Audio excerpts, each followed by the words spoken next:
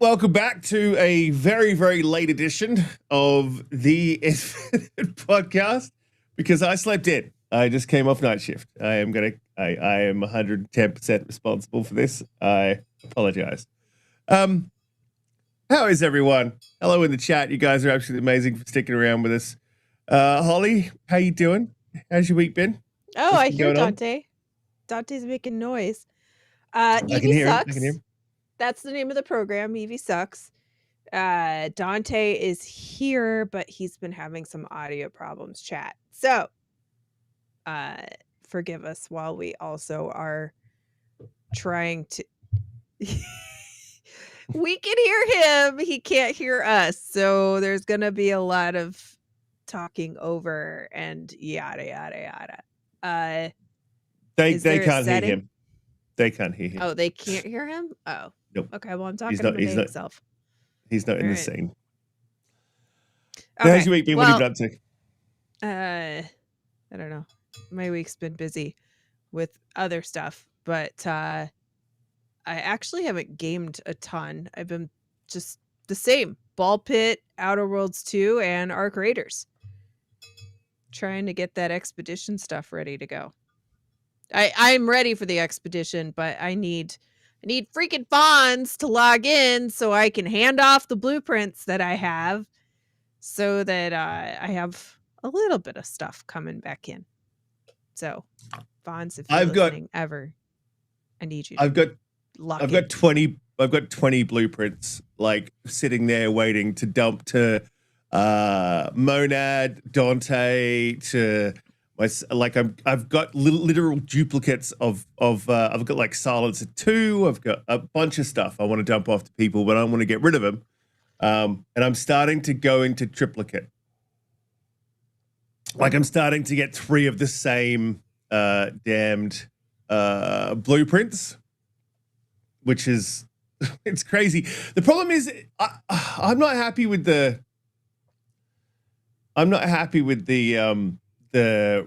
way that they drop.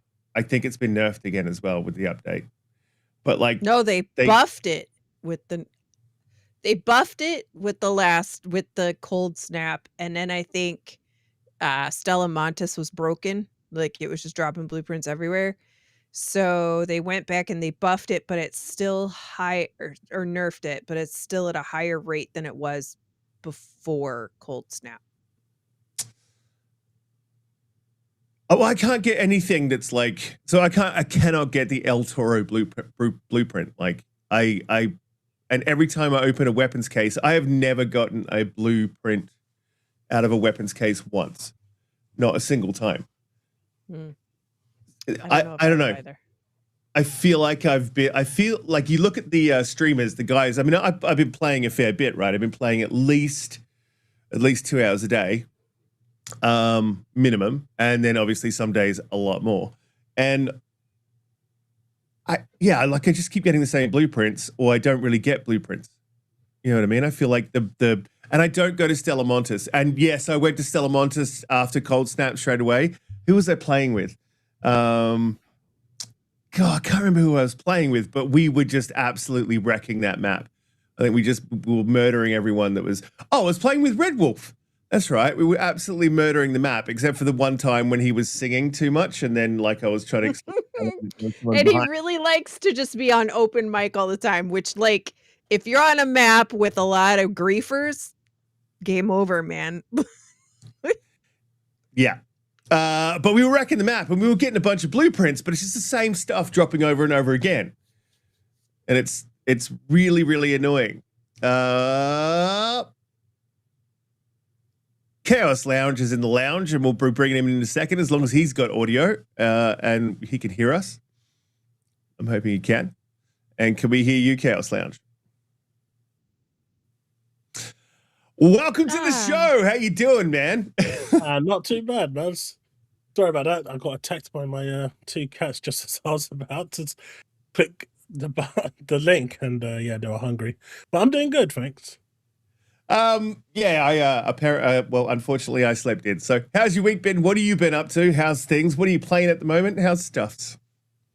It's been an interesting week this week. Well, Work-wise, it's not so great news, but otherwise, gaming-wise, it's been pretty good. I've been jumping from a few games, jumped back into Starfield a little bit just because of the 2.0 update, trying to get the cobwebs out and try and progress that a bit more. I've been playing Ninja Gaiden 4, which I've been playing for a while now. That game is long. Still progressing through Expedition 33.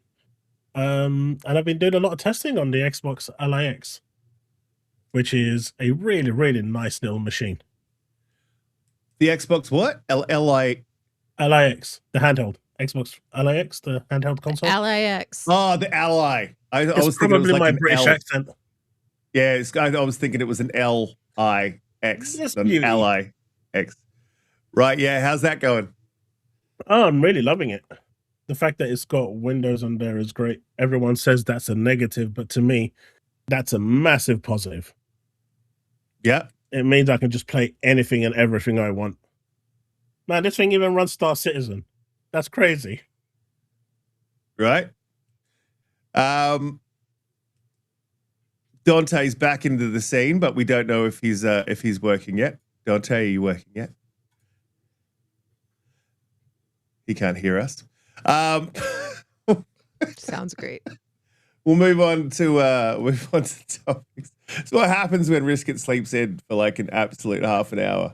Yeah, I came off night shift, so it's been a bit tough trying to get myself back into the normal mode. So yeah, again, apologies to everyone in the chat who hung around and waited. Donte's still sorting his stuff out in the green room. When he does, I'll bring him in. So you might be one of the men to talk to you about this as well, because obviously I'm making the. I'm not making a switch. I don't like to think of it as a switch, but I am getting myself a PC. So I'm slowly building up all the parts, getting all stuff together. One of the things that's becoming a bit of a problem, I think, and it's not just for PC. It'll be for consoles as well. Is that RAM prices are surging through the roof? Yeah. Yeah, from one of the articles that I've sort of picked up talking about this, and there was something about GPU prices as well, which we'll jump to. Is the RAM shortage could force Microsoft to make another price increase on Xbox consoles, despite 2 price jumps throughout 2025. According to rumors throughout the gaming industry, Microsoft did not make preparations for the ongoing RAM shortage, meaning that the Xbox Series X consoles could jump up sometime in 2026. While the PS5 is not expected to endure another price increase in the short term, the loss of Crucial as an option for customers will be felt across the entire gaming and tech industries. And that refers to Micron is basically ditching consumer RAM, which is their brand is Crucial. Donte is in private chat. So I think this is going to have a major effect across the industry, not just for PC, but more immediately for PC. But this will definitely have an effect on I think the new console. So we talk about the price being, I think I've been saying since 2021. I think it's going to be north of 800, if not going to be 1,000. What do you think, Chaos? Do you think it's going to be within the 800 to 1,000 range, or are we looking at going higher? No, I think for now, if it's in the current climate, I think we're about there. But prices are expected to double, triple, or even quadruple for RAM by next year, which could ultimately push the prices up even more. I mean, Steam really picked a bad time to announce their machine because they're about to price themselves out of the market. But yeah, for the Xbox next-gen console, I can see it being between 8 to 1,000. That's a fair price right now. And but the forecast for RAM looks to be getting worse as it's going, because the AI boom isn't slowing down, and companies are now, as you said, like Micron is one of them. They've pulled out of consumer entirely because they get like what I think is like 8 times the amount for going through the data centers on its own without selling to consumers. So it's literally become a money thing. And the companies that build the silicon said, yeah, we could build enough to bring the supply, the demand down and, flood the market. But they said, but then we'll lose money. So they're purposefully not building it to maintain those high prices and milk all the trillion-dollar companies. Yeah, do you think that's it's sort of a supply demand thing when it comes to, like, they do it with diamonds, for instance. So diamonds aren't actually as rare as they sort of make out to be, but they hold back supply and artificially inflate the price. Do you feel like that's something that they're doing? They've openly said they're doing that. They said we don't want to flood the market in case we have too much supply. So what we're going to do is limit the supply and milk the money. They've pretty much said that openly. So it's not like it's are they doing this? They pretty much said that they're going to milk this as much as humanly possible until it goes boom. Until the bubble pops, they're going to milk it. But this has a massive knock-on effect, right? It's not just the RAM. It's not just memory. Because I'm stuck on DDR4 right now, right? If I wanted to get like a AMD 5 CPU, it means I need to get a motherboard that supports DDR5, but I can't get DDR5 because it's, I want 64 gig because I create content. So if I want decent performance, it's like 800 quid. That's a lot of money just for RAM when it used to be like £200, right? Yeah, I picked up mine for 800 Australian, which is probably, I think, around about £600. But I it's not coming until June. Basically, I have to wait for it. It's just crazy pricing, but it's gonna eat itself. The normal price is about 1,700, so I managed to get it cheap. Holly, how do you feel about them inflating the price artificially? Are you looking at getting an upgrade soon? Well, no. I was.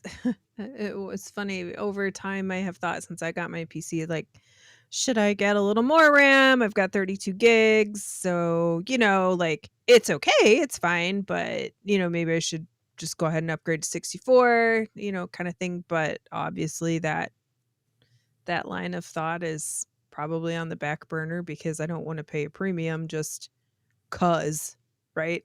And if everything is functioning okay for now, right, then I guess you just kind of hold out and wait and see what happens.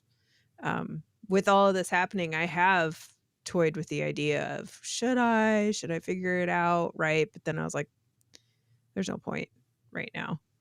Yeah, there isn't. Because you never know how long this is gonna last. It could last years, it could last 6 months, you never know. So I don't know. I get very hesitant to. People are gonna hate this. I get very hesitant to like talk about how that's unfair and they shouldn't do any of these things and big bad old evil corporations and all that stuff, right? Because like economy should be a symbiotic relationship between consumers and corporations, right? And you should both kind of sort of hate each other a little bit, right? But you also like there has to be like an appreciation, right, for what each brings to the table. So like with anything, obviously you can't just have like you were talking about with diamonds, right? Like you can't just have diamonds for $5 a carat, right? Like then they would have no value. And there's a lot of things that are based on diamond rates and all that stuff, right? So like there is a delicate balance of things that are regulated by people far smarter than me that come up with like the tipping points, right, on the high and low end and what that does to the economy. And you can look at, you could kind of just take a look at the economy for the last 4 to 5 years and what had happened with, like, if anybody doesn't know what causes inflation, when you print money for people and send them checks for no services or goods given, all that does is pump more money into the system, which makes your dollar worth less because there's just way more out there, so it holds less. It's like it's like when people print a lithograph and they're like, it's 1 of 500. So it costs more because there's only 500. But when you're like, it's mass produced on the market and you can go buy it at Walmart, you as a consumer are not going to say, well, I'm willing to pay the same price for that because literally everybody and their mom can go get it, right? So it's the same thing with money, where when you just have it everywhere, everything costs more because there's no valuation behind it.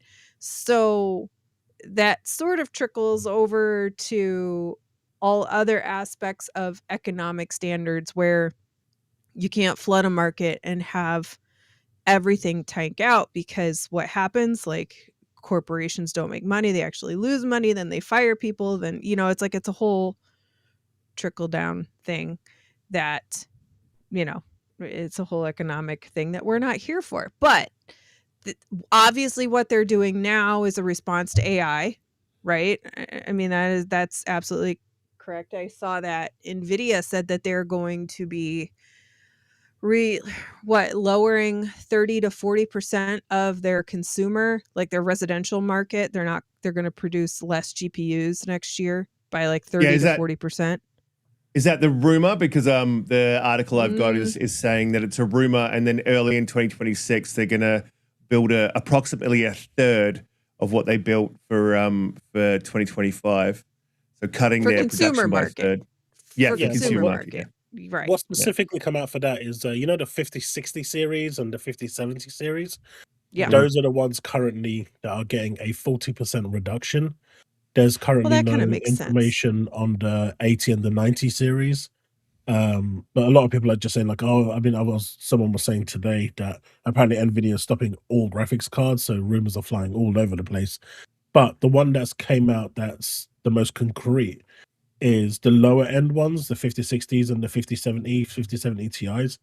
Those are going to be reduced in production by around 40%. That would not surprise me, right? Because I think when most people decide they're going to commit to a 50 series, they just decide to wait and go for the higher end either cards, the 80, right? 80 or the 90, yeah. Unless you get a pre-built, which comes with the 70 Ti. Yeah. So, I mean, obviously it's still bad because it the lower end are people who can only, like, they're reaching to get to the 60 or the 70 straight, like that's unfortunate for them. But if it's only those, it kind of makes more sense, right? That's what they would cut. But plus, it depends, because if they reduce the supply, 40% is a lot. That's only going to drive the prices up for those lower end ones as well. And the higher too, right? Yeah. Because now you have more people funneling to the higher end ones. Which are going to reduce the supply there, so they go up. So this is all about Nvidia trying to get people to spend more money, ultimately. And Micron has decided to branch out of the business. But if this whole AI boom suddenly pops, they're going to be wagging their tail between their legs, coming back, begging people, telling them, I'm sorry. And, it would make my day if everyone just turned around and said, no, we're not buying your stuff anymore. You made your bed, go live in it. Is AMD doing this too? AMD currently is not.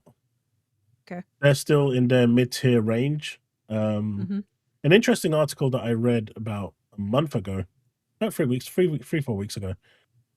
If the AI boom, with the amount of money AMD and Nvidia is investing into it right now, was to burst today, Nvidia could very realistically go out of business. That's how much they've invested all their eggs into one basket. Like, this is crazy stuff that everyone's doing, but it's mental. If it bursts tomorrow, that's it. Nvidia could disappear. There's a lot of things, though. I mean, you never know what's going to happen, right? Absolutely, it could. But, like, out of all of the recent kind of crazy tech race things that have come up, like if you think about like Bitcoin or Doge or what are, those kinds of things, right? Like, I feel like the AI is not going away. Now, how that bubble morphs when it, like how it swings during the process, maybe that's how people lose their shirts, right? If it's kind of like the Laserdisc Blu-ray, like not quite same, right? But like there's gonna be bets or hedging their bets, right? One way or the other on what's gonna be the most efficient and how things are gonna come out of that. I know, but all it takes is one regulation to come into place That's globally, true. and that's it. AI is finished. What about that? Do you It's that volatile. remember? Do you remember what was it like a year ago when the Chinese came out with their AI and it was using like a quarter of the compute or something like that? Do you remember Yeah. that? Yeah, I do. So, I mean, there's no way they're not going to eventually figure out what they did to make that work for them, right? I mean, not that the Chinese are going to just share that, but like No, people eventually. always back into tech, right? When they weren't the first to discover it. I mean, look at it this way. Companies are generally going to try and work ways to make things more efficient. Then you're going to have the other parts of the, other conglomerates who are going to say, hey, maybe you shouldn't be doing that, just so they can raise their profits. So you've got the people who are trying to make it efficient, and then you've got the people that are trying to actively not make it efficient, battling against Because this it trend. There you go. their needs. Yeah, exactly. So I mean, we come back to the whole chicken and egg situation where, you got one side battling for the good of things, and the other one, hey, what about my wallets? What about my pockets? They're not deep enough yet, and so that's the situation. But what I reckon will happen next year, probably about halfway through, I think China's going to come out and just flood the market, and then it's going to crash Be everything. curtains for a lot of the other. It's going to crash everything. I mean, China's working hard right now. They've got their CPU up and running. They've also got a graphics card up and running, which is pretty decent for their like second or third iteration, and they're working quite hard on this to push it out there because it looks like they just want to completely and utterly destroy that market. Yeah, the Western world. Well, I mean, there's also I think it'll be that might be true, and you're in the UK, so it's different than it is here, right? Because like we can't get Hisense phones or some of the other things, right, that are Chinese regulated and probably have spyware and all that kind of stuff in them, right? But so I assume that even if they do come out with something that blows everybody out of the water, it's not really going to be allowed here, or at least it'll be in such limited quantities that it will hurt companies that work here, but it will at least it'll at least keep them afloat so that they can come in and combat the Chinese market. Right. I mean, I don't know what the laws are in where you are, but couldn't they come to your country and set up a factory there, employ residents, or that's not legally allowed?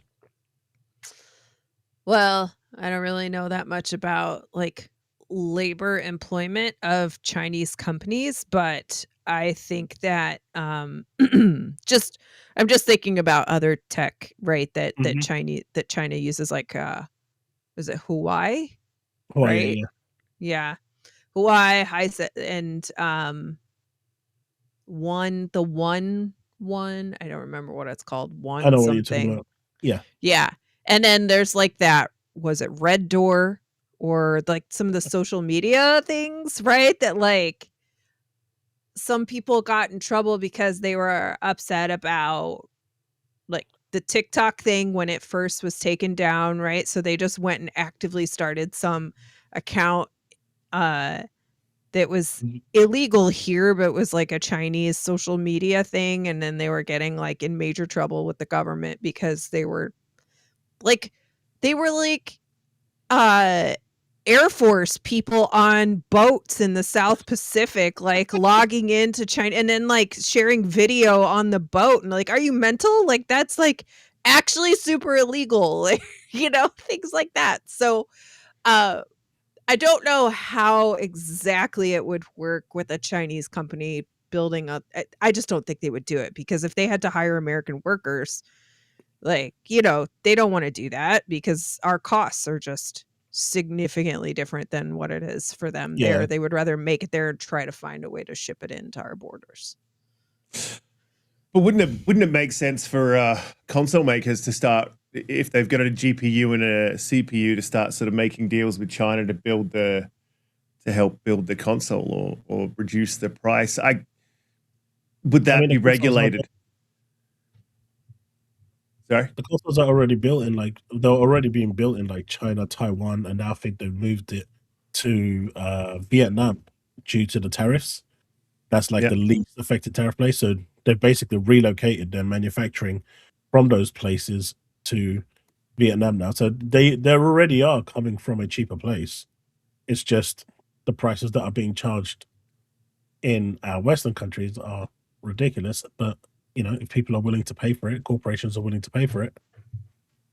I mean, I'm willing to pay for it. I mean, I don't really want to, but the GPU that I'm getting is $5,000, so it's like half the cost of the entire PC. Which is, yeah, going 5090 just for so I can stream easily, because part of my decision to do this was also because, like, trying to stream, everything's being run, and it also might have a problem, might have something to do with some of the audio issues that we have, but everything's being run off a MacBook 2021. So it could have been a 2027 and it would still be shite, because it's MAC. Yeah, I probably need to try a new program and see if that's gonna be helpful. Mac is bad. Just go Windows. Well, it's part of my decision to do it. But also the RAM price is going up. That's also sort of pushed me to jump on that now. And then with the rumors of the GPU coming, I'm going to have to try to pull that $5,000, in the next couple of months, to try to get that GPU bought, so we don't end up with like a $7,000. And there is $6,000 5090s that you can get. What I don't understand about the 5090 is, like, why is there so many different iterations from so many different companies? So you've got your basic edition, which is like the Founders, and that's like the most basic one, but the most reliable one. And then the other versions are iterations of the 5090. So they're all given like a base blueprint of what it is that they need to adhere to. And then they can modify that by making it a little more powerful, overclocking it, which allows the clock speed to run faster. And that will have been tested internally for thousands of hours to make sure that it's actually stable, or hundreds of hours to make sure it's stable before it goes over to you. So imagine like you go buy a car. This is the easiest thing I can the basic car you buy is a basic car only goes, say, 50 miles an hour, but then MSI is selling the same car, but it can go 60 miles an hour. Alienware, they're selling the same car, but it goes 80 miles an hour. And so that's the difference in the pricing, essentially. And then you've got like water-cooled versions as well, which is like the Supreme one, which comes with built-in water coolers. So they basically take the basic blueprint and then they add value to it. And then, so like the overclock stuff you can do yourself, but it's not guaranteed to hit those levels. When they send it to you at that overclock, it's guaranteed to hit those levels, or you get your money back. Yeah, so the one I'm looking at is definitely not the water cooled one, because I saw the price of that and I was like, that's absolute craziness. Look, Holly, going back to what you were saying about like them holding back, and it's just sort of how the market works. There's got to be a tipping point though at which they sort of stop holding back stock to inflate. It's artificial inflation of the price, right? That is what they're doing. I know. I feel like gaming as a whole is just going to get so much more expensive, and they're pricing a lot of people like out of the market, which is a terrible thing to do. I mean, but that's part of like the analysis that they do. Like, obviously, they're not going to price them out of themselves out of sales, right? Like, they're not going to do that. They're not going to just be like, well, we don't need to sell these extra 200,000 units this year. Like, they're just going to say, if we raise the price by this much, we might sell 20,000 less, but we'll make $100,000 more, whatever, right? Like, there's a give and take. I'm not saying it's the right way to, like, I'm not saying it's a good thing per se. I'm just saying, like, obviously that's what all markets do. They test their tolerances, right? Yeah. Like, literally every market does that. Plus with the AI stuff, right? Like, they're saying, well, the consumer is clearly going to get cut first because a company is going to pay premium to begin with, right? For their stuff. Like, that's just always the way it's going to go. In any type of market, right? Like, if you have a government contract or you have a contract with your local baker, you're going to take the government contract because you know, right, that it's going to give you, it's going to be a sure bet and you're going to get X amount more than you would taking a risk on just trying to sell to your neighbors. See, here's the thing, though. The one thing that's not really being factored in is the knock-on effect of other products. So the DUI PC build market is going to get hit quite hard. Like right now, I wanted to buy a 9950 X3D CPU, which is about £500. But if I'm buying that, I need to upgrade my motherboard because that's an AM5 chipset. My motherboard right now is an AM4. The moment you go AM5 means I can't use my DDR4 RAM. I need to pay the premium, which I'm not willing to pay for. So right now, because I can't get the RAM sticks at the price I want to, those motherboard manufacturers, those CPU manufacturers are also losing sales. And there's loads of people now that are refusing to upgrade from DDR4 to DDR5. And that basically means doing that, all that next generational hardware is on the shelves. So, the one key here being the RAM, which is so integral to everything in terms of that is the key to the upgrade. That basically allows you to do a generational upgrade. That shooting up in price now means that motherboards, CPUs, and everything else around it, the only one that's really not affected, which is universal, is the graphics card. That would just plug in, unless you've got a really old one and it doesn't support the PCI slot. But, we're talking like a 15-year-old motherboard at this point. But with me being stuck on DDR4 now, even if I wanted to, I can't upgrade to a DDR5 motherboard because it doesn't support DDR4. So I can't buy that motherboard.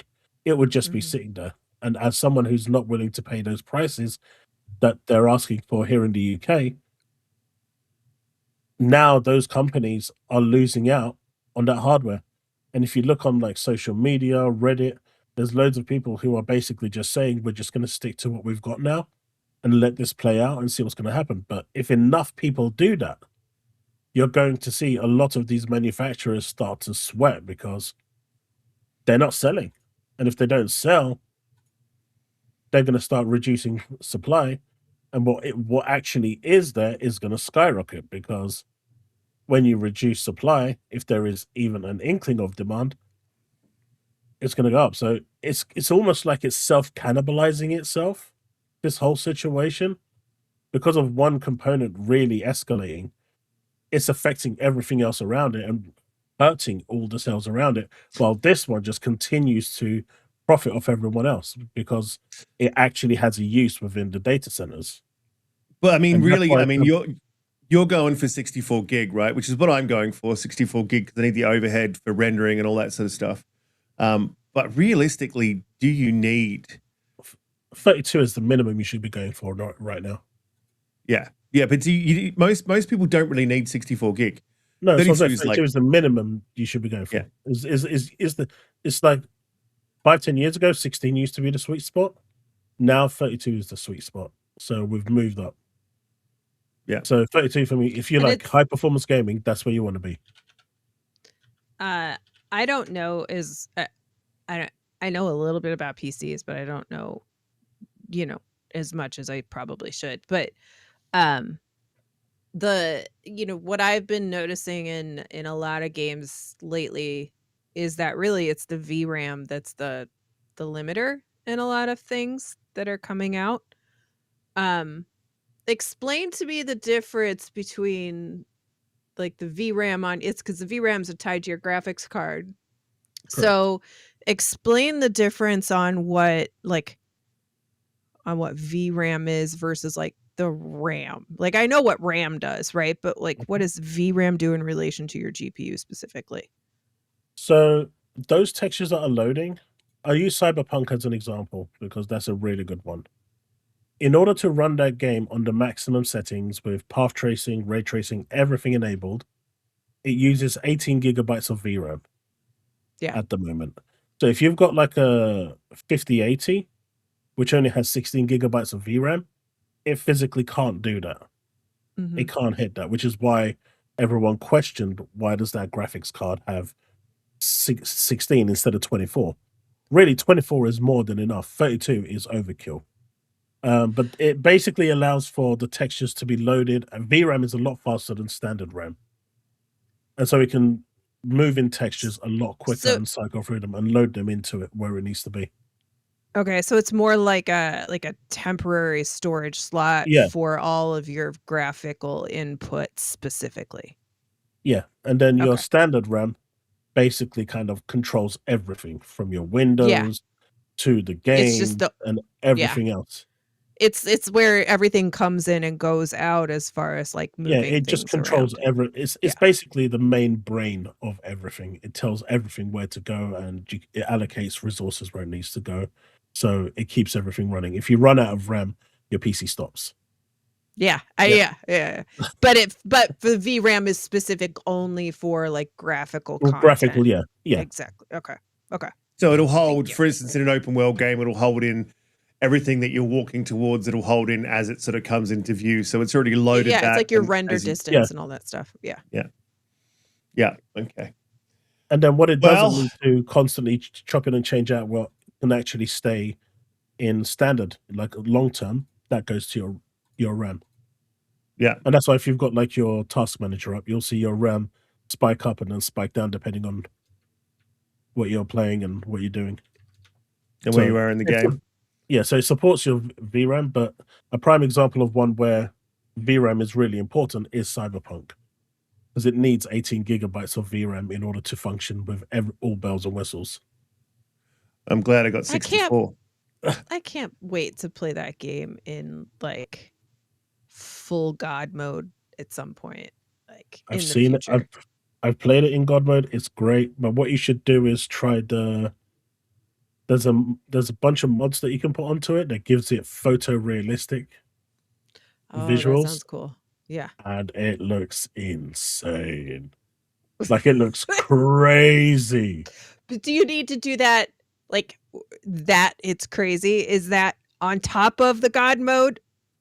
You know what I mean? Yeah. Or once you're running it, so then you mod on top of it. You mod on top of it. I think it's like what 50, 60 mods that go on top of it in total. It's a lot. Oh my gosh. But if you Google it, just type Cyberpunk 2077 photorealistic, you'll see it. It's like it's real. It's so amazing. I only have a 4080, so that ain't happening anytime soon. You'd be surprised. Mods are way less resource hungry than the actual developers work these days. It's a trash bag game. That game. I never. He hasn't played it. He doesn't know. I haven't played it. I did play it. No, it doesn't count. It does. It counts. I played it and then I returned it because it was trash. They promised a bunch of stuff. They never delivered. Trash bag game. Donte's still working in the background and trying to get his stuff up and running, but I haven't seen him come in yet. Shout out to Bobby with the $1 super chat. You're an absolute legend, Bobby. Bobby dropped that while I was sleeping.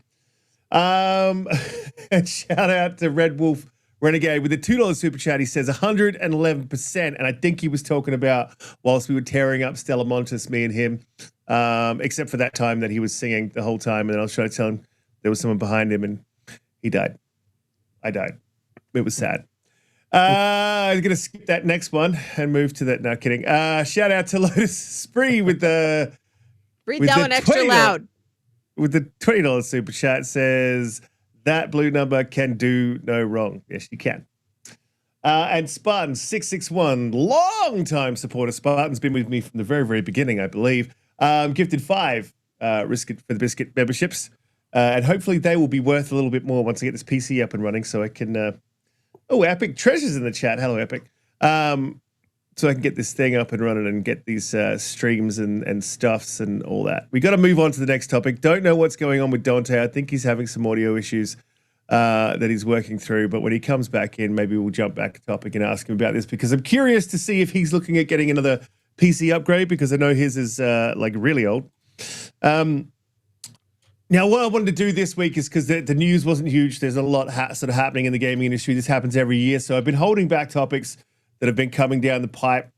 And one of the ones that came through, and I did want to talk about this, PlayStation getting Steam. What does that mean for the market if it happens? And what's the likelihood of this happening? So to me, just before I open up to the panel, I don't see PlayStation doing this. I can't see PlayStation having Steam on their box for all the reasons that everyone says that Xbox wouldn't have it on theirs. But Xbox is a lot more loose with their ecosystem. A lot they have, and they have been. Oh my goodness! Can he hear us? Hello, brother. I can. Ew. What is that, brother? Ooh, brother. Welcome Did you eat back, while you were... Donte. How's your week been? What have you been up to? What's been going on, man? Finally got the audio. It was going great until this nonsense started happening. Eevee sucks, am I right? Dude, at this point, I don't like. It's a combination of Eevee and Roadcaster. I actually switched out to my Focusrite because don't give him any leeway on this. After I rebooted 5 times, then all of a sudden the audio on everything's cut out on Roadcaster after I did an update. So I don't know, man. I got a couple things happening here, so I'm about to reboot the Roadcaster, roll back, set it to factory, and see if I get that thing fixed for next time. But yeah, outside of that, week's been good. How's everybody else doing?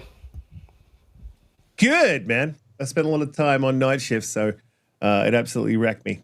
Absolutely wrecked me, man. I went to the airport to jump on my plane. My flight was canceled. Then I had to drive 7 hours across the country to get to another airport. So that's why I'm a little bit wrecked. We've lost your video, but I think that's on purpose. Yeah, I'm here. We were talking about the RAM prices, Nvidia. I pretty much exhausted that, Donte. But is there anything that so with your PC, are you looking at upgrading? Has this hurt you going forward with any upgrades? Won't be happening anytime soon, brother. See? Won't be happening anytime soon.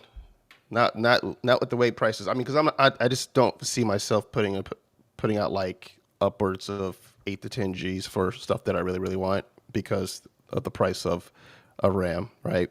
And I feel that like about time, because I'm in no rush right now to do it, but I was thinking about upgrading my machine like within the next year or two, and I think that's right when we're going to see like the pain of what's happening right now with Micron, and so it does not entice me at all to basically like now I'm even more curious about what the next Xbox is going to be, but I'm also curious as to like how is that going to impact their pricing, right?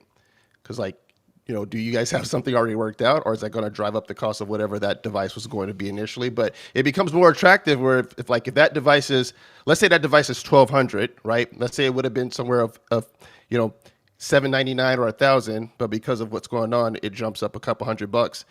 That's if it does what I need it to do, that's still better than me shelling out over $5,000 plus for the machine, a PC that I would really, really want. So I'm going to take the wait and see approach. I'm in no rush right now at all, especially after latest developments. So yeah, and I think that's going to be I think that's going to happen with a lot of people. A lot of people that are like same as that you were saying, Chaos, is that like you're holding back on your upgrade. Me, I'm like, I wouldn't say I'm being frugal with my build, but I mean it's hurting me. It is definitely hurting me. And tough to hide from the missus, right? She sees this money coming out of the account. She's like, what is that for? I'm like, I bought a stuff. So it's hard to justify that price tag for a lot of people. And I can completely understand that, but I just think it's time. It's time for 5090, man. I want full path tracing on Cyberpunk so I can just trash the entire game. You're going to enjoy it, man. I won't. Oh wait, it's terrible. Where's your price been at so far, based upon your recent calculations? Where are you at so far in your build? It's about 10,000. Yeah, it's about 10K. I would have to have a look at what the latest upgrade. I've changed some of the RAM and a couple of the SSDs just because of availability. So I think I actually dropped the price by about $200. But yeah, it's about 10K, give or take. Yeah, it's crazy. That is crazy, especially in Australian monies. We just started to talk about PlayStation getting Steam. I don't see them doing this. I don't see PlayStation. I think if PlayStation ever did this, and this is where Microsoft already has this, right? They would have a store, their own store online. Like they would have a storefront on PC that you could launch from, that you can buy from, before they would have Steam on their own platform. You know what I mean? Because there's no then option on PC to get for them to make money off. I don't know. I couldn't get my head around this one. I can't see PlayStation doing this at all. Look, I know Hip Hop Game has been pretty on the money with most stuff, but I can't see this at all. Chaos, Nope. You're shaking your head. Yeah, there's just no way. There's no reason for Sony to do this right now. As much as people are saying their games aren't selling and whatnot, they're selling 3 to 5 million copies per a game on one platform is still pretty decent for Sony, and they're making a lot of money just from that 30%, even if it is a third party game. I see no reason for Sony right now to even do this. They've got the majority of the Xbox games going there. You've got, Japan and China constantly just throwing their games at them. They're basically almost like the Steam version of consoles. Right now, they're in like that same pole position. They don't need to. I mean, there was a Returnal build Returnal was in development for Xbox, and apparently it's been pulled back, according to reports a few months back, where Sony just decided it wasn't worth it. And I don't see them taking on Steam. That would hurt their 30%, and they need that 30% right now in order to fund their businesses. I mean, Steam isn't going to give, if they put Steam on the PlayStation 5 or 6, Steam isn't going to give them 15% or 20% of that revenue for the third party games. They're just not going to do that. Steam has no reason to do that. And so they would lose all that money, and they need that 30%. That's how they fund pretty much most of their games. I'd push back on that a little bit, but I think Steam has probably come up with and Xbox have probably come up with a good deal between each other, where if the purchase is coming from the storefront that's on the Xbox, there would be a revenue cut for obviously for Xbox. I don't think they will. But you're opening up a would market, because you're opening up a market of 40 million consoles, right? And then with PlayStation, you're opening up a market of 100 million consoles, right? That wouldn't necessarily have bought games from your platform through so basically what you're getting is access to a whole nother player base. See, I was thinking like that too for a long time. And after many discussions, I was eventually seeing the way of Steam doesn't need Xbox. Right. Right now, Microsoft is looking for a differentiator, which is why they're looking to just open it up, which is why they're inviting Steam into their playground. And essentially, the next Xbox is going to be a glorified PC anyway. It's going to have like a Series X chip in there with the Xbox version anyway. The OEM ones probably won't have it. But the one that's going to be built by Microsoft is going to have that AMD chip in there that's going to run the Series X version of the games for those that aren't available on PC. But essentially, it's going to be a glorified PC. So there's no reason for Valve to do that in the grand scheme of things. I mean, I thought they would have got maybe like 10%. But when you really think about it, all this is doing is saying, hey, we don't have to, Microsoft doesn't have to go now and say to Konami, are you going to port this game over and so we can give you some money? No, well, it's coming on PC anyway, so it's going to work for our consumer base. So from Microsoft's perspective, they don't have to go and now convince these companies that have historically held them ransom or asked them for more money to port their games over. Those games are just naturally going to work through Steam. And so it just means that people have now a platform where they can play all forms of games on the same platform. If you buy an Xbox game through Steam, they get 70%. If you buy it from the PC Xbox store, they get 100%. But for third-party games, unless it's Play Anywhere, which at that point I don't even know if it's going to even be relevant when you think about it. If it's going to be a kind of console PC hybrid, Play Anywhere will probably continue for maybe a couple more years. Then once that becomes the standard, its relevance dies almost instantaneously because it'll just be the PC version of it running. I don't see them having any reason. The only benefit that this will now provide Microsoft is a massive reduction in overheads, so they don't have to give these companies money to port the games over because they'll naturally be on there.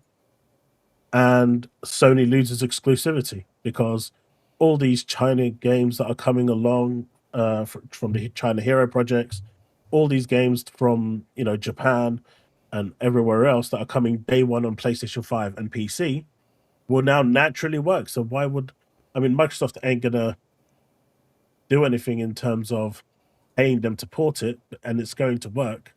So it almost seems like a win-win situation. The differentiator for Microsoft is going to be what their hardware can do. The hardware is going to be where they actually set the difference in terms of capabilities. If they have something hey, I think that's I think that's true, but just I don't see there is a benefit to Steam. Like, not that Steam needs anything. I think if you think in terms of like what does Steam need? Well, Steam doesn't need to do this. Steam doesn't need to open up or to jump onto the Microsoft ecosystem, but you've given them access to 40 million players. There's got to be a deal there where Microsoft makes some sort of monetary benefit. Like, I cannot see a deal going forward without any sort of monetary kickback from that store. That's just business, right? You don't get to use someone's storefront to sell it's the same as if you go brick and mortar and retail, right? So if you go brick and mortar retail, say you're selling a product unrelated to whatever that brick and mortar is. Say it's a coffee shop and you want to sell your bagels there, right? And then you come into the guy with the bagels and with the coffee, and you go, "Look, man, I want to sell my bagels here, and I'll give you 5% of the cut that I make for using your storefront." That's just business. There has to be 100% of monetary. Can't stop me using it. I mean, this, for all intents and purposes, is Microsoft's new handheld. This is the one they're advertising heavily. This is their Xbox Ally X. This is their handheld. I just went into Windows, installed Steam, and off I go. The new Xbox isn't going to be able to stop me doing that. Yeah, but completely independent of that. Obviously, they know exactly where all those purchases are coming from. So if you purchase on Steam on the Xbox Ally, it would know the device. It knows the device you're using, right? So that would be giving Xbox data. I doubt that Xbox has made a deal for the ROG, because it's Xbox and ROG, right? And ROG doesn't have a deal because it's not a platform holder. And Xbox probably just want to jump into the handheld market. And this is a good way for them to get their foot in without spending a whole lot of money. That's a separate thing. But when you talk about providing access to 40 million console users, let's say it sells 20 million, you're still adding 20 million to the player base. That, let's be realistic, by the way, is dwindling. And the money that people are spending in gaming has reduced. I can't remember what there was an article about how much it's reduced by, but it's reduced by a humongous amount. Like, from 2023 to now, I think people are spending around about half what they were spending on gaming in 2023. There's a lot of factors that go into that. But I just cannot see Xbox not getting some sort of a cut for every game purchased. If you give me access to Windows, which is what they're going to do, because from all intents and purposes, I mean, we don't really know what they're doing with the next machine. We're all assuming it's going to be this kind of hybrid Windows where you can boot into full. Like, we're all assuming what we have here on the Xbox LIX is essentially going to be what the next Xbox is, with the full screen experience and the ability to play your Xbox games. But if they give me access to use Windows and I can get to the dashboard, that essentially just becomes a PC that they can't take any money off. There's no reason for them to. It's if the moment you go onto Windows, it's done. I can install Epic Game Store, I can install GOG, I can install anything I want. I've got access to that. Now, if they lock Windows down entirely and turn around to the end user and say, you cannot access Windows on this piece, on this new console, and all you've got is the front end experience, and here are the apps that you can download to go through, then yes, what you're saying is right, because at that point, they're going to pay Microsoft something in order to be on that platform. But the moment they open Windows, I can install Adobe Premiere on there if I want to. It basically is a PC. You can install all your editing software. Like, the moment you gain access to Windows, there's no regulation for that. Yeah, well, Windows is Microsoft's OEM, but it is their OS, so there would still be obviously data that Microsoft gets to see where the purchases are being made. However, but yeah, I do think you're sort of saying it's going to be like a Windows machine as it's launched. I don't think that they're going to do that exactly. I think you're still going to have an Xbox version or some sort of launcher version of what we have now. I mean, it's basically Windows 8 what we have now. Donte, I want to jump to you, man. Like, do you just coming back to sort of tracking it back to the PlayStation thing? Do you feel like you can see Steam launching on PlayStation as well? I don't see what the benefit would be. So it doesn't quite make sense. To me, it seems a lot of it is being skewed off the idea of what Xbox's plans are, right, for their next machine, and just kind of like keeping up with competition. So maybe like eventually that makes sense to them, but they're still a platform that its bread and butter is still based off of trying to keep people as long as possible within their ecosystem before they put their games on PC, a year or 6 months later, right? 6 months to a year later. Versus basically just kind of saying like, hey, grab your games wherever you want. Grab most of them that we would have available on our storefront and buy them through Steam. Like, I don't know if that really benefits them. I can see it potentially helping Xbox depending on exactly like if they have some type of if they work out some type of a deal, or if in some way somehow engagement turns their way in relation to allowing us to still purchase games through Steam. But I think the big sell to us is Xbox Play Anywhere. So they still feel like even if we have access to Steam, we'll want the Play Anywhere feature. So we'll still purchase things through their storefront as opposed to getting it through Steam, where PlayStation doesn't offer that. So unless PlayStation is going to adopt something similar, I really just I don't see the value of it. Not saying that, not to discredit Hip Hop Gamer's announcement or whatnot, or the news that he broke about it, but until I see more that comes from Sony directly, I'm very skeptical as to why would they do it right now. Yeah, 100% doesn't really make sense to me. Yeah, Chaos, you were going to say? You know what? The thought just went. I'll come back to me. Ollie, do you see? Oh yeah, go. Gabe, this is the one thing I can see happening. So Gabe twice now has said that he is open for Game Pass to be integrated into Steam. And I can see once the new Xbox comes out, that form of integration where the games will boot through Steam as well. Just like, how you got the cloud gaming services where you can boot through Game Pass for it. I think that might be something that they will look to do, to provide that service as well. So it would make sense. That might be, yeah. That's the only thing I see that they'll do, because Gabe has been open to it for a number of years now. It's just about getting whether they offer him a new yacht or 3 yachts and sign that deal. Yeah, how does that? What does that look like in a deal wise? Yeah, 110%. And again, there's lots of different ways you can sort of attack it, but same with the store, man. I don't see, even if it's a 5% cut, I don't see, if you sell at my store and you're selling a product people are buying, I want a cut of that, for you to come to my house to sell. And then obviously the same thing happens the other way. Steam gets a bigger cut because they're buying through their storefront. Holly, do you see Steam coming to PlayStation? I mean, I guess I see it both ways. On one hand, Sony, it's just tough, right? Because the old Sony, the Sony that we've known for a very long time, I don't see them feeling well, and they should definitely not feel a threat anymore, quote unquote, at this time.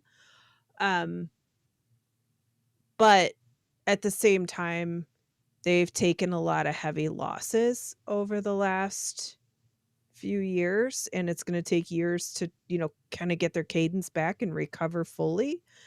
And so that plus the changing market, plus the changing landscape, plus games cost more to create, plus Xbox putting the pressure on them by kind of leaving them and Nintendo as the only ones in this closed ecosystem. Those are going to be problems eventually, right? They're not problems for Sony now, but they have to be ahead of that in the long term, right? Especially now that they have the Steam machine coming into play. And I don't think this version of the Steam machine is going to be the one that takes over the marketplace. It's definitely not. This is just kind of a, let's put it out there, see what happens, kick the tires, right? And I would say it depends on what Xbox does after the next version of a console. But I do think between the Steam machine with its tiny little bit of market share and Xbox doing this hybrid machine with its little bit of market share, right? And people starting to see the open ecosystem of what can be, plus they see their PC, their PlayStation games on those other machines. I don't think anybody should be hugely surprised to see some sort of Steam integration at some point in the future. Maybe they have all of the architecture there when the PS6 comes out. It might just not be immediately available, right? Maybe there's some way to kind of keep that closed off, test the waters, and then have some more abilities for that. But I mean, PlayStation has basically followed everything Microsoft does, just a few years behind. So, and they want their money first, right? And they know that PC players, some have FOMO, but most don't really care. They'll just wait. And they've seen that with their PC releases. And they've even talked about how they are going to be significantly shortening that window of time, right? Because they're losing a lot of money by waiting that long too. Because you wait 18 months, you lose the marketing cycle, right? You lose the hype, you lose all of that stuff. And so then you still have a good chunk of people who are excited, but you do lose a lot of people who are kind of you're missing those people who do have the oh, my friends are playing it and they're talking about it. I want to, see what's going on, right? And so if they wait, then they're like, well, I don't need to really buy this now. All the hype's gone. I can even wait longer for a sale, right? Because I have a PlayStation 5 and I was going to get Rise of the Ronin because I thought that game looked really cool. But then the reviews came out and I changed my mind 2 days before the game came out. I was like, it looks like it might not be great. I'll just wait. And then came out on PC and then I'm like, just wait a little bit more until there's a really good sale, right? Because now it doesn't matter, right? So as they start to look to claw all of the available dollars into their own pocket of theirs and maximize their own profit share, for sure, dropping on PC immediately is inevitable. But if they could also get a small piece of the pie from Steam sales or GOG sales or whatever, right? Like, or find a way to integrate those. I mean, I don't see why they would not do that. But I do think that they would also find a way to lock it down so that it made it much more sustainable for people to want to buy it from the PlayStation Store. I mean, we're still talking about the people who won't even sell their gift cards anywhere except Yeah, from I mean them, that's where right? most of their money comes from is purchasing games through their storefront. So I just don't really see the benefit of basically enticing players to continue to grow their Steam library. It just seems weird to me. On the other Well, side of this, like I think Xbox needs to address like whatever their next device is. I think they need to kind of get it to market as soon as possible and needs to deliver. And the reason I say that is they're missing out on the new younger gamers because it's interesting. If in the last week alone, I've had conversations with my niece, who's like a very casual gamer. She just built her first PC. One of my best buddies just hit me up, and his son is like 17 years of age, and he's like, "Yo, do you still build PCs? I'm looking to get one for my son." So like all these new gamers are basically going to get themselves up PCs built, and so it's kind of like if your idea is trying to entice that particular market, you need to get something that could be like an alternative. Like if your next console could have like that type of functionality that a PC has, but be much more less expensive than going out and spending $3,000 to $4,000 for a really good PC. Like that could be your opportunity to kind of head some of that off. But it's not like I'm hearing the younger kids say, can't wait to get the next Xbox or PlayStation or whatever the case is. Maybe they'll get the Switch because Nintendo super true. does really well with that. But like, I feel like the PC is what the young kids are now saying they want to get to play Yeah. games as opposed to getting a console. So, yeah. Well, and that's part of it. And then also, I mean, just asking, just putting it out there to ask your thoughts is like, one of the reasons that Epic went after Apple, right, is because they want to make their money on the Fortnite store and all of that, right, on the mobile without having to give necessarily Apple the cut, right?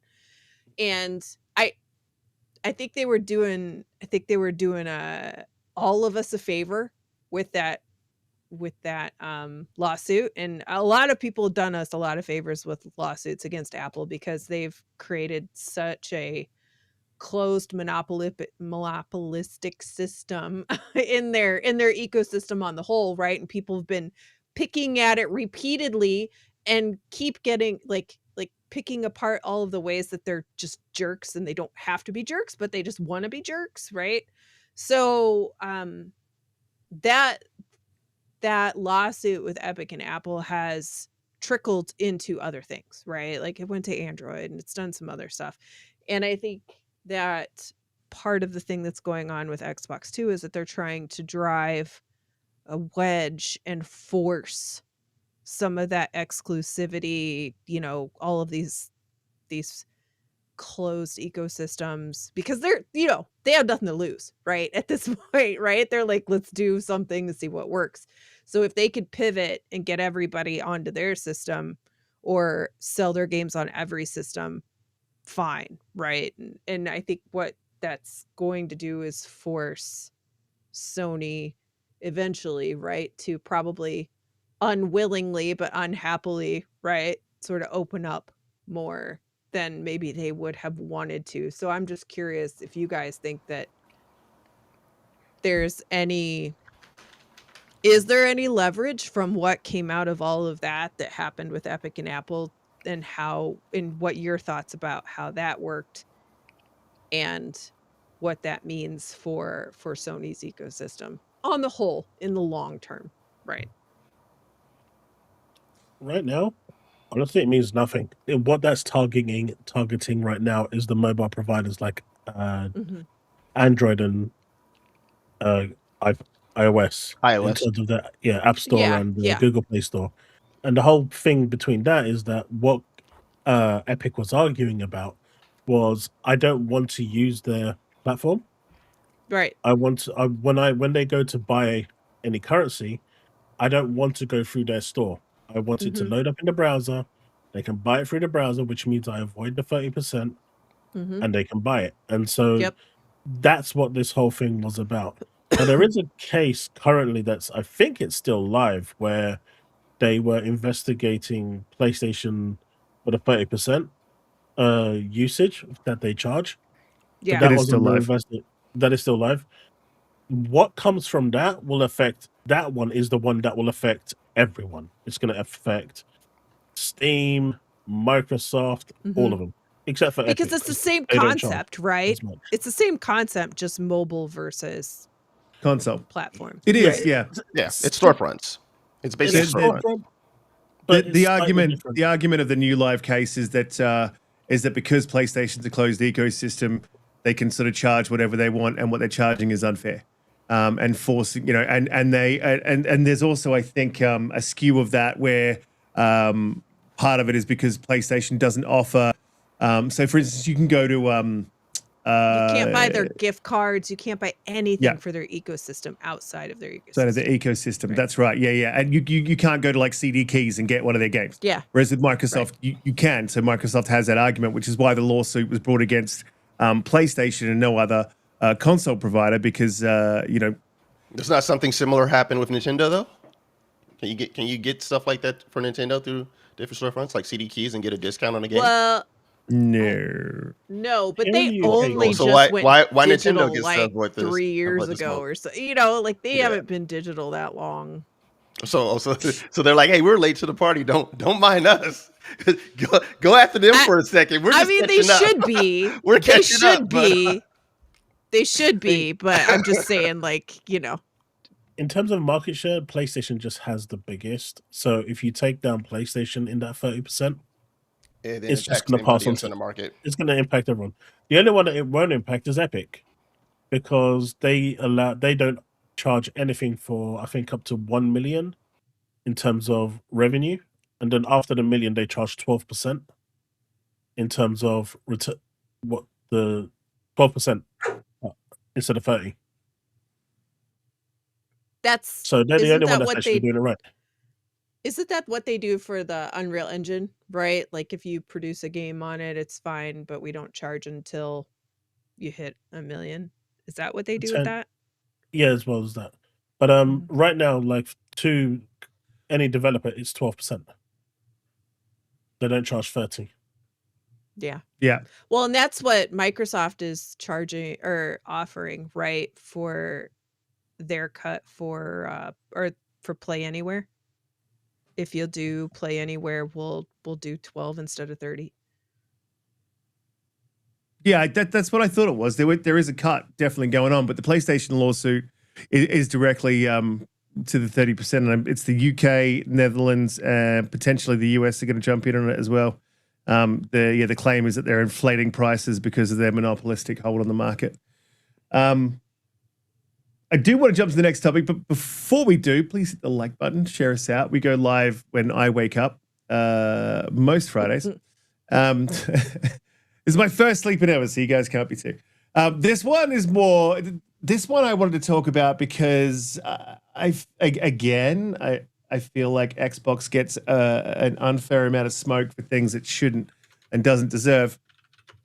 So there was an article released from Gamerant, and it's an analyst, as they've sort of classed themselves as, saying that Call of Duty is underperforming in 2025. Says a video game analyst says Xbox dropped the ball on the wrong year, as the Call of Duty franchise appears to be underperforming compared to past years. While Call of Duty has dominated the first-person shooter genre for over 2 decades now, player counts and general reception to Black Ops 7 have been significantly lower than the series is used to, for good reason.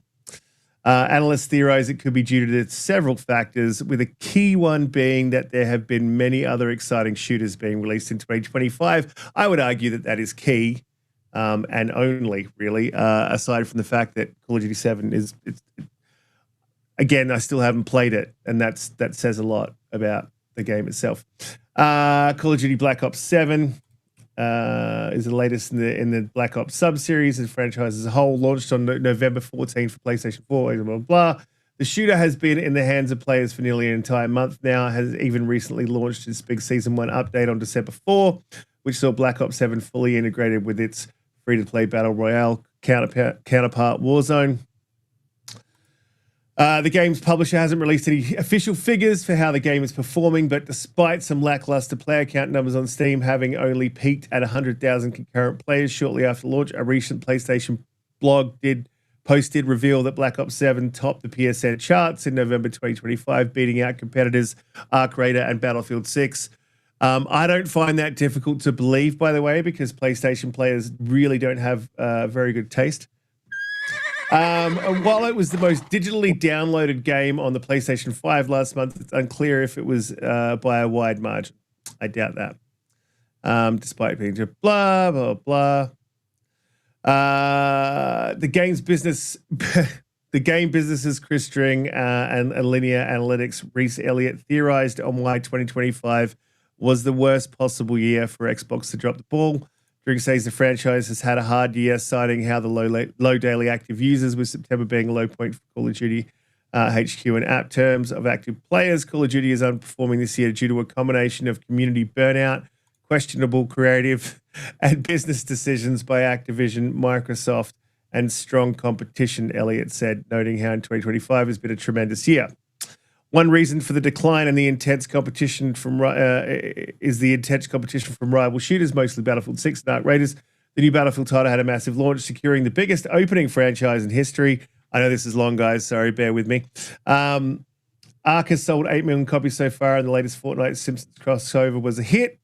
It really was.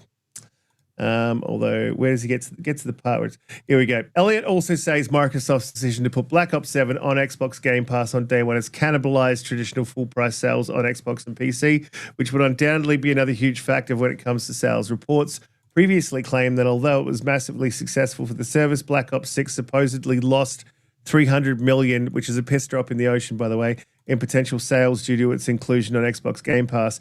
Our estimates have signaled time and time again that Xbox Game Pass cannibalizes sales, games revenues, and Call of Duty is no different. Cool. So, again, we're back to this. How though? How? Explain that to me. Like, I'm 5 because I'm curious. Like, in order for it to cannibalize, like that must mean that like, because like people are then playing it to say I'm not going to purchase the game at full price, right? You're saying I'm going to go ahead and buy a sub. So is it that like people are buying a sub and only canceling it before what would have equated to the full price of the game, right? Because like otherwise, people just weren't buying your game.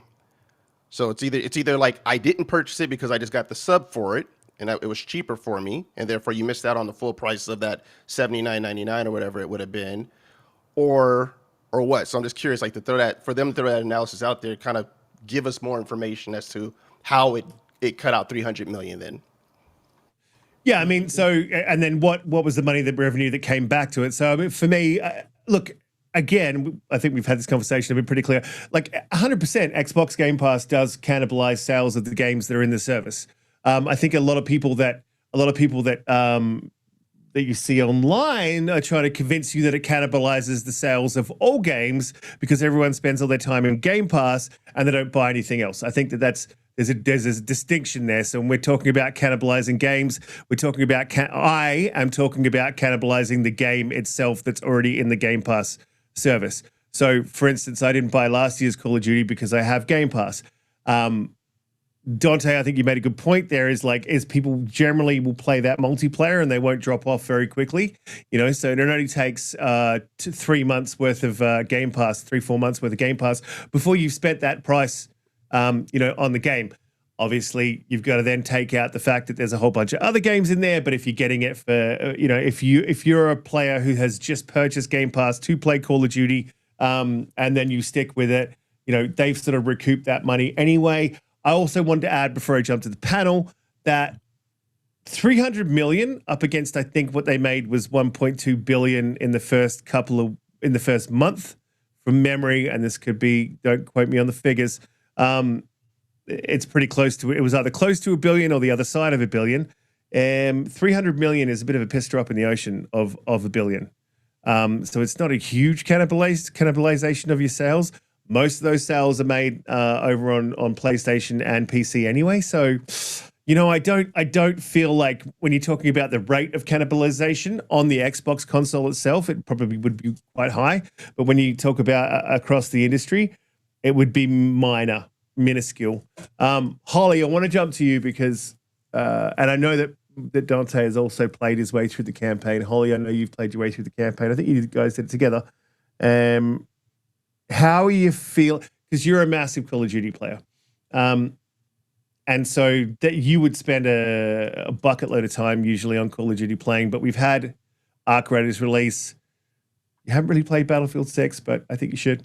How you sort of feeling about this year's franchise? Do you think it's got anything to do with Xbox at all? I don't see this as anything to do with Xbox. I see this as you've launched a game when Arc Raiders and Battlefield 6 have dropped that are hugely popular, and on top of that, you've launched a very weak entry in the series. Holly, thoughts on Call of Duty? Well, Dante and I did play the campaign together. It was nice to have a co-op campaign. It was fun. We had a good time. It was better than Modern Warfare 3, which I'll never play again if I can help it. I guess, it wasn't what you would consider like high quality campaign, but it was serviceable. It was fun. We had a good time, but it wasn't, anything to write home about. I think as far as the multiplayer goes, I think it is actually a good multiplayer, but I've only played like half an hour of multiplayer because I've been playing Arc Raiders.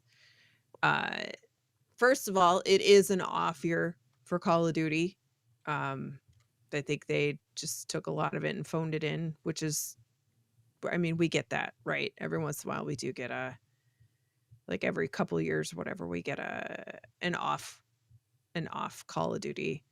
And next year is supposed to be, a bigger one. We've had a lot. And then I think that, there's been a rising tension a lot with Call of Duty over the years. It's not like this is just a surprise out of the gate. There's been a lot of people complaining a lot about Call of Duty, and it's popular to hate Call of Duty. So a lot of that I just write off. But there are a lot of also, I think, pretty valid criticisms of how Call of Duty has gone. And what I love is to see that Arc Raiders is doing so well, right? And it's doing all of the things right. And it's kind of, I don't know, like Call of Duty may have more active concurrent players, but Arc Raiders is all the talk. Arc Raiders is really, just kind of taken the scene and made everybody kind of reevaluate, what they're doing. And Battlefield 6 did, a lot for that as well. And what we've seen are statements from Activision kind of going, we hear you. Now what that means and if they'll actually do anything, we'll see. But at least there's finally an acknowledgement of, we hear all of the hate and we think that something should be done about it. I don't know. We'll see. We'll see if they do. And it seems like Xbox has kind of stepped in. I think Xbox has kind of stepped in too and been like, hey, you got to get this thing back on track, because they're down a path that at some point they're going to not be the Call of Duty that everybody's known, and they won't make the numbers, and it's going to be on Xbox because they've bought them at a point where they've already been in cycles of criticism. And once you get to a point where you've lost the group, it's extremely hard to get them back, right? On a yearly basis. So I hope it's not too late. I hope they're in a point where they can cycle this and pivot it and refresh it and bring it back. And Xbox needs Activision to do that. Yeah. So it seems like that's what's happening, and I really hope that's what's happening. I don't think the numbers for this Call of Duty are probably as bad as, all of the things indicate. But I also, it's a rebuilding year, and there's a lot of really good games out this year. So they had extra competition, and, they've had a lot of flack for years, and it's been justified. And I love Call of Duty. I think it's the best shooter. Well, except for the Division. It's like the best shooter in the market. Yeah, Arc Raiders is pretty. It's yeah. So It's this is the different. thing. They're different. It's a shooter that always sort of doesn't reinvent itself, but it slightly changes from studio to studio. And the cartoony, comic-y, arcadey type of Call of Duty is the one that I hate the most. I prefer the more. It's not a milsim, but pushing towards the milsim sort of feel with like they did with Modern Warfare 2019. That was the route they needed to go. And then again, they always come back to the stuff that you're talking about is, the skins, the crazy wacky stuff. Yeah, they need to stop that and be what they are instead of trying to cut everyone else's lunch. We've got a Fortnite, leave Fortnite where they are. COD stays where it is. Battlefield goes into that hard, cooperative, hardcore sort of more milsim-y area.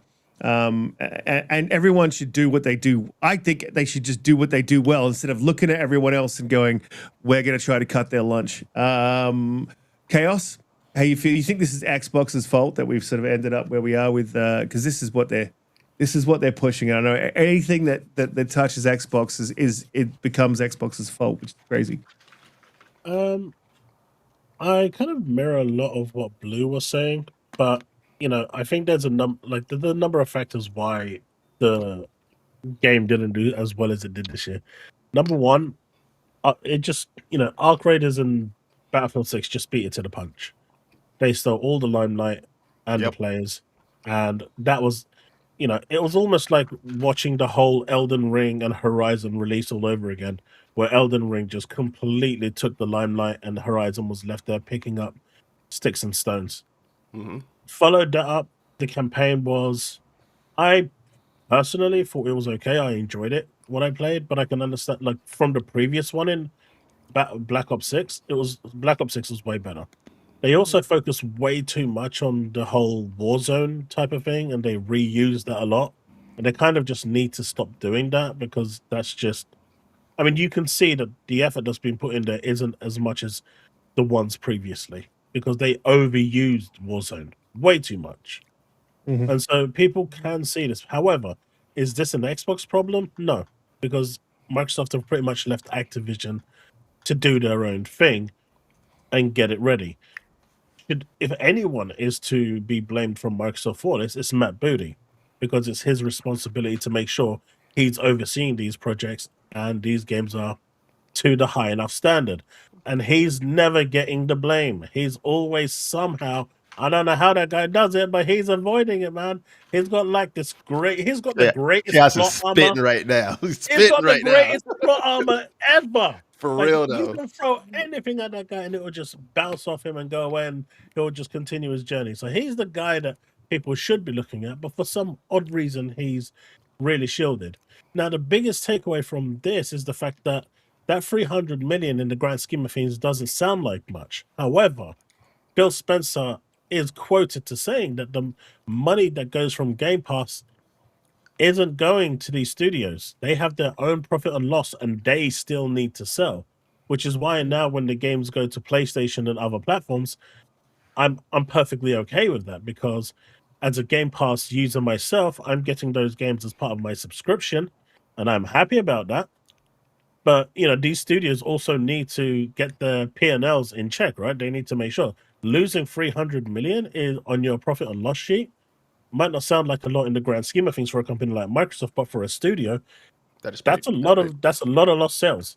However, what they don't tell you is how much microtransactions has come from those people that are playing through Game Pass, right? That might have offset it entirely. We don't know, but that figure is not disclosed because Microsoft doesn't reveal these numbers. Microsoft hardly releases any numbers. So it's a bit hard to tell how much of that 300 million really is 300 million. I mean, for all we know, it could really be like 50 million, which again is a drop in the pond, even for most studios. So we don't really know what the Game Pass effect was in terms of microtransactions. How many people actually bought the early access edition, the Vault edition, which would then still go towards the studio. These type of things, we don't know how many of those influence to it. how many people bought those are buying skins and stuff like that are playing through Game Pass and not buying the game. That value would then attribute towards that 300 million loss. And we don't know that. But is Microsoft to blame for this? No. But you can clearly see that the game did underperform. For the first time, you've got Activision coming out saying they're going to have to change the formula. They did try something new by releasing 2 Black Ops back-to-back, 2 Modern Warfares back-to-back. It's clearly not worked. So they're going to go back to the offset, releasing Black Ops and Modern Warfare, Black Ops and Modern Warfare. So they're going back to that system, and they're now kind of rejigging the system. And I hope what this will have taught them is, number one, release your games in a good window, not like what Marathon is doing, releasing it in the worst possible month with like 99 games coming out in March. Good luck to them. You know, God will. But also make sure that when you actually are releasing your game, it has to hit a certain quality standard. I only play Call of Duty mainly for the campaign. I'm not a multiplayer player. I don't really dive into that much anymore. My kids love that sort of stuff, the multiplayer side. They play it all the time. But me, I just like the campaign. So it being on Game Pass, I play it on the campaign. Done. If it wasn't, I personally wouldn't have bought it. But they get like $30 from me almost every year because my kids want to jump into the multiplayer early and stuff like that. So, you know, they're getting revenue off me that they wouldn't have got. So it's working in that sense, but they do need to up the quality overall of the campaign because I think it did miss the mark. But this is an Activision problem and not a Microsoft problem. More importantly, it's a Matt Booty problem because he's been failing these studios quite a lot. He's you know he needs a good ringer because I don't understand how he can get away with so many failed projects. Don't forget, games like Redfall was under his wing. Forza Motorsport was under his wing. All of these cancelled games were under his wing, his purview. Any game that's come out and done badly, he was the one responsible for making sure that they hit a quality standard. Perfect It's no Dark. different to the Activision games, right? Yep. He's the one. He's responsible for all of these. Instead of people going out and blaming Microsoft, he's the one that should be at the forefront. But if they blame Matt Booty, it doesn't do the headlines any good, does it? But if they blame Xbox and Microsoft, you get 1 million clicks within a few seconds. Yep. And that's what it's all about. It's all about the clicks and the views. And so they will, write anything just to make sure that it gets there. Yeah, I mean, definitely Chris String will. You can't, the Matt Booty thing is I actually have a little bit of, what's the word for it? I give him a little bit of leeway because when you look at I think it's too many. It's just too much. He has too many things to watch. So I don't understand how one guy is put in that position to have that much responsibility where you can't give everyone the same amount, the required amount of time to make sure that everything's on track. So that should have been identified early, right? Like, hey, we can't have one guy watching all of this. Yeah, we've been saying this though since they took on Bethesda, but also they did have Pete Hines for Redfall, and he was supposed to be reporting up to, I think, Matt Booty, or they were sort of sitting at the same level, and it just did not. It just did not go well. But like 100%, at the end of the day, if that's his job and he's got that much on his plate, he should be kicking up the line that, hey, this is too much for me to handle. I need a team. And then build a team that's looking after. I completely agree, Chaos, though. It is, at the end of the day, it does fall on him. But then it runs up the line, doesn't it? It runs up the line and it falls on, Sarah, and then it falls on Phil, Oh, yeah, and 100%. Yeah. But this is the way the game turned out ultimately is an Activision creative decision. They're the ones that decided to go down this route and build the game the way it did. It's not like anyone from Xbox went in and said, okay, I want you to go the cheapest route possible and make everything Warzone related. No. I mean, they saw that it looks like what happened in Black Ops 6. They saw that one open world in Black Ops 6, which was probably the worst level for me. Some people must have liked it and they listened to those people and said, right, we'll give them more of this. And it didn't work. No, I think it's a cheap out, to be honest. I don't think it was to do with metrics, because they did that in Modern Warfare 3 when it was supposed to be DLC, and they sort of cheaped out and they're like, what's the quickest way we can put together a campaign? We'll just pull levels from Warzone, and then we'll put objectives within those levels, and that'll be much cheaper. And Yeah, it's just not. yeah, It doesn't give a nice tailored My- experience. So my view on this is they need to go to what the rumors were. When Xbox is buying Activision, they need to separate it out and go a 2-yearly release. You can extract a lot of money out of Call of Duty on a 2-yearly cycle with microtransactions. You know what I mean? Yeah, like but they don't need to. they have annual numbers that they're always trying to hit, which is the problem, right? They It always is the have, problem. and that number that annual revenue for the release of whatever Call of Duty comes out is the thing that I bet people like Amy Hood is looking for to determine like how they did in a particular quarter year over year. So if you're skipping a year, you know what I'm saying, you're gonna see probably bigger dings and dips in terms of, especially if they didn't have enough other games to kind of make up the difference. So it's this weird pickle. Like, I agree with you. There should be, to increase the quality, they probably need to go biannually, but it's like they're driven by you need to show and prove why this division exists in terms of its revenue on an annual basis. And I think the only argument to make there, and it's a tough one to make, and again, it's the same sort of realm as the exclusivity argument, is you're arguing something that's intangible that becomes tangible later on, is that the burnout that you're going to see eventually from COD, it'll burn out. Like, it's burnt bright, but it'll eventually burn out. And you can extend the life of that franchise by doing a biannually release. But that's a tough one to argue to Amy Hood, because Amy's like, I want the numbers now on my desk now. So yeah, I get that, but I think from a gamer's perspective, I think, and as well, even a financially perspective, you can extract value. It's not going to lose money. You know what I mean? Yeah. But then obviously your development cycle becomes more expensive, and there's probably a lot to look at with that. And they probably did look at it, but to me, to save the franchise, from itself in the long term, I think a biannually release would be much, much, much better. But yeah, it does bug me, Chaos, how every time it always ends up landing on Xbox proper as a whole.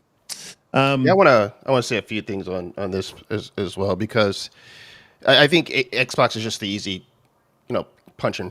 It's just the easy punching bag, right? It's just kind of like, it's easy just to sit there and say that, where we completely have heard from the get-go the autonomy that basically these divisions have had to kind of run as themselves, right? So it's not like these things were, we weren't seeing some of this stuff already existing with Activision, and some of this also is just timing. Like you get to a point, like no one expected the whirlwind that, I mean, they should have, but they probably didn't expect the whirlwind that was Arc Raiders, and they probably didn't expect the resurgence that was Battlefield 6. And it's sometimes timing is everything. But just as, I'm a huge fan of Battlefield. That's my go-to shooter for PvP. And just as years I watched Battlefield kind of flounder, trying to find its wheels and get itself back, they did with Battlefield 6. So I don't feel like, I'm not as worried that like COD won't be able to find its wheels again, considering also like what that name means to a bunch of people who enjoy playing PvP shooters. All you got to do is make sure you come out and put something out that's really, really good by giving it love and care, versus basically just putting out something that's kind of serviceable or like just retreading the wheel in that regard. So if anything, I think games like, seeing what Battlefield 6 has done to kind of get itself back into shape, and then seeing a game like Arc Raiders, maybe hopefully inspire some of these companies, especially with all the great developers that the Xbox has through Activision, to say, okay, great, like how can we step our game up to make sure that whatever the next iteration of COD is really basically comes in and kicks ass, right?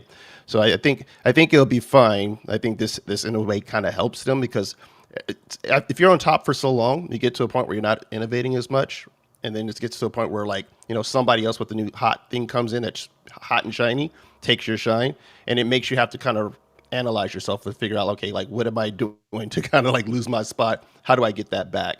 And they got enough studios, I think, where they can come up with something to say, okay, let's make sure that the next iteration is going to be something that's pretty solid that our fans and the casuals will respond to. So not worried for it. I think in a way it kind of helps them a little bit. If they don't have the know-how to basically kind of recover from this, then that just tells me that they've been resting their laurels a little too long, right? They've just been a little too comfortable, and then they got shooken up by two new games that, I won't say two new games, but with COD and Battlefield, they got shook up so bad that they didn't know how to recover, and I just can't foresee that happening. Yeah, COD will recover. They do this every couple of years. Like they release solid releases, and then they drop the ball.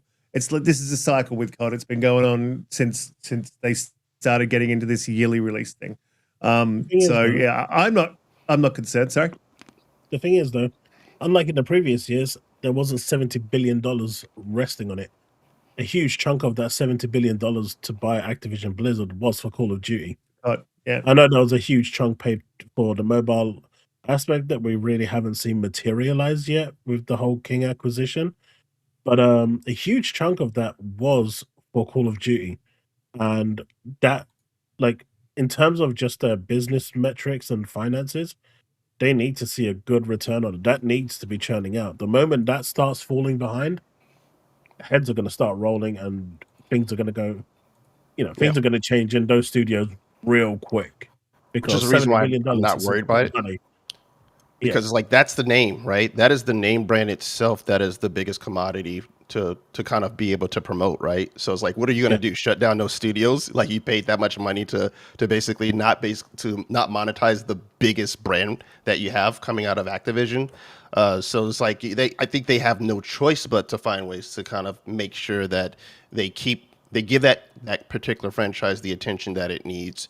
And again, and I'm with you, like Battlefield skip years, right? 2042 was around for a while. There's I think, we had from, you had Battlefield 1, and then maybe 5 came kind of like a year or so after that. But then after that, it was like a little bit of a break and got 2042, and that went before we finally got 6. So it doesn't hurt you to skip a year. You know what I'm saying? I think you can skip 1 year if that means you can put more quality into it. I just don't. The corporate machine makes me less enthused about the idea that they'll actually just let that happen. But they have to basically, if they're going to do annual cycles, they have to basically really kind of stick their foot in it, where they make sure that they come out with something that can kind of challenge, can take the blow of whatever other. Because like right now, you got gamers doing this thing where like, where's my attention span, right? You're spending a bunch of time, both Holly and you are spending a bunch of time in Arc Raiders, right? People who are playing Battlefield are playing that. If you play Fortnite, you're playing that. So these type of games, these kind of like no life games, it's really, really hard for people to kind of like prioritize their time as to which one they want to stick with. So you have to make sure that whatever you do release captures that attention and say, okay, well, this is going to be my game that I'm going to continue to jump on to several nights throughout the week for 6 months to a year, whatever the case is. And so like, whatever causes them to work on that, cool. I think this in a way, it's the competition that we kind of would want to see. So if it innovates and makes them put out a better product, then that's good for us as players. Yeah, I mean, I sort of hate that I'm stuck on Arc Raiders playing flat out because I'm not playing anything else. So, like I'm loving the game, but I'm starting to get into a cycle now where I'm not getting the blueprints. I'm not getting the stuff that I want. They're slowly losing my attention. Maybe I'll jump onto my backlog soon. We'll see. But I these are the evil of the industry, but I love them when they come out and they're great. So yeah, and I think that it might have to change Sinister 6 to Sinister 7 because there's now a 7th game that has entered the market that's capturing everyone's attention, being Arc Raiders. So yeah, it's all I've seen. I love the game, but I don't like how toxic it's getting. It's getting more and more toxic on a daily basis. You still find some cool people occasionally, but it's rare. Very, very rare. Yeah, well, Grey Monad, I've got to drop all these blueprints to you, so you have to actually jump in the game. But Donte, I've got a bunch of blueprints for you when you jump in the game. And Holly, if you need anything. Anyway, look, fantastic shows. Good to actually finally get on after I slept in. I apologize to everyone in the chat who sat here waiting. Apologize to Holly and Donte for sitting here waiting while I slept in. Apologies to Chaos as well, who sent me a message 20 minutes before the show and got a message an hour and 20 back. So thank you. Thanks for jumping in. It is a night shift thing. I sort of got screwed over at work, so I've been struggling to get back into a cycle. Chaos, why don't you let the people know where they can find you, what you're up to, all about the channel, and what you're going to be playing in the future? At the moment, I'm playing all sorts of games. Like I said at the start, I'm going to be playing a bit more MMOs as well, like Final Fantasy 14, but I'm playing for Ninja Gaiden 4 at the moment, Expedition 33. I'm just trying to go through my backlog of games of like RPGs as well, because I've got so many that I actually want to play, like Dragon Quest 1 and 2 and 3, for example, the HD2D remakes. You got Octo Traveler as well. So I'm really tempted to have like a massive splurge of an RPG spree now that I've got my handheld as well, which is Gonna save a lot of time while I'm not on my gaming machines and just play along on the side. If you want to follow what I do stream on Tuesdays and Thursdays, and I generally stream on some of the other days playing games on like Let's Plays over at youtube.com/The Chaos Lounge. You can also find me over on X, where I'm hopefully not being harassed and marauded by PlayStation fans at Chaos Prime Z. And yeah, that's me. And yes, I do get a lot of abuse for no reason whatsoever. I can post anything, and there's going to be like 5 or 6 ponies that turn up. It's a hard life. Pleasure meeting you tonight, Chaos. And you. Oh, I can't hear Riskit. You're muted, bro. Are you muted, Riskit? Me? Oh, no, me. No, No, that's Riskit. me. I was muted. I was just saying, yeah, you get the standard harassment from the PlayStation guys. They'll stick around about it. Doesn't matter what topic you even talk about. I mean, sort of talking about another topic, and I've had people jump in about the crying in your car thing. Which, if you look at my eyes, this is what I look like when I wake up. They're watery all the time. I'm just They're just old. latch onto and worn out. everything, man. Yeah, they're I horrific. mean, look at Nibs. He pulled out something from Paris from like 10 years ago. 10! Yeah. Come on, man. And, Yeah. uh, People can change their mind and they're allowed to. Holly, let people know where they can find you, what you're up to. Oh, of course, there'll be all the links are in the chat. Chaos's links will be in the chat, so make sure you head in the description. So head down there and click that stuff after the show. Holly, do your thing. Yeah. Hey, thanks for being here, Chaos. thank you. I am getting back to streaming myself. So if you're interested in that, then please come follow me. And I will also be getting into some videos. I have an interesting idea for a video. I'm not sure if I'm going to be able to pull it off in the time I want. But anyway, so I will be doing a new video soon. And Merry Christmas and Happy Holidays, Happy Hanukkah, all of the things to everybody. And I hope that you are all very happy and content over this holiday season. And thank you for being here every week. Yes, Merry Christmas stuff. Yeah, I always forget about that because I'm a Grinch. Donte, let people know all the stuffs and the things. All the stuff and the things. Yeah, catch me on the socials, Donte J. Moody. Catch me here on Fridays. And also a major shout out to you guys in the chat. We appreciate you guys for hanging out with us, and sorry for the late start. But you guys, as always, just come through us rock, so we appreciate you guys. Yeah, you guys have a great weekend, and if I don't, well, I probably don't get to see you next week, but Merry Christmas to all you guys who, celebrate and all that good stuff. Much love. Yeah, I don't know what we're doing next week, but I know I'm off. But I'll catch up with the crew. I don't think we'll probably go live next week because Christmas is happening. I don't know exactly what day it is that it's even happening, but yeah, fantastic show, guys in the chat. Thank you again. Thank you for waiting and chilling out while I was completely passed out until I got a phone call to wake me up. I promise I'll be better next week. But it was a great show. Good to talk about the chaos. Thanks for coming through. Really appreciate you, man. Especially having to stay out this late because it's like crazy o'clock over there. I think it's like 1 a.m. So we better get out of here as soon as possible. But thank you, everyone. Thank you, panel. Thank you, chat. See you guys in the next one.